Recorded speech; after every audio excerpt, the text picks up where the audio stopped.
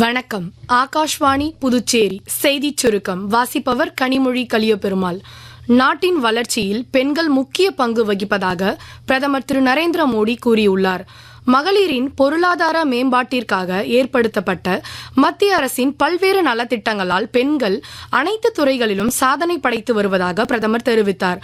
வளர்ச்சியடைந்த இந்தியா என்ற இலக்கை எட்ட பெண்களின் பங்கு முக்கியத்துவம் பெறுவதாகவும் அவர் குறிப்பிட்டுள்ளார். மேற்கு ஆசியாவில் நிலவும் சூழ்நிலை காரணமாக பல்வேறு துறைகளில் விமான சேவைகள் பாதிக்கப்பட்டுள்ளன.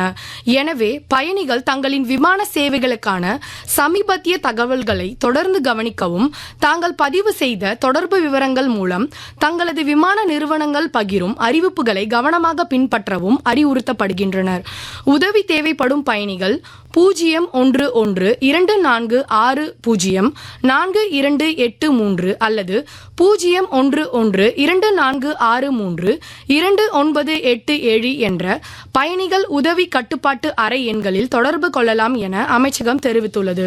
புதுச்சேரி யூனியன் பிரதேசத்தில் தற்போது அரசு மற்றும் அரசு உதவி பெறும் பள்ளிகளில் பயிலும் 8ஆம் வகுப்பு மாணவர்கள் உதவித்தொகை பெறுவதற்கான NMMS தேர்வு நேற்று நடைபெற்றது.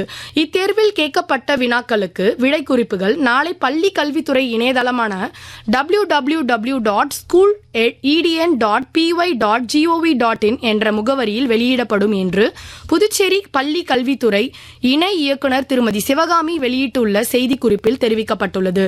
நீலகிரி மாவட்டம் மற்றும் தமிழக கடலோர மாவட்டங்களில் ஓரிரு இடங்களிலும், புதுவை மற்றும் காரைக்கால் பகுதிகளிலும் இன்றும் நாளையும் மிக லேசான மழை பெய்யக்கூடும் என சென்னை வானிலை ஆய்வு மையம் தெரிவித்துள்ளது.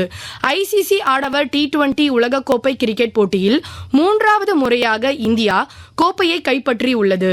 அகமதாபாத்தில் உள்ள நரேந்திர மோடி மைதானத்தில் நேற்று நடைபெற்ற இறுதிப் போட்டியில் நியூசிலாந்தை 96 ரன் வித்தியாசத்தில் இந்தியா அணி வீழ்த்தியது.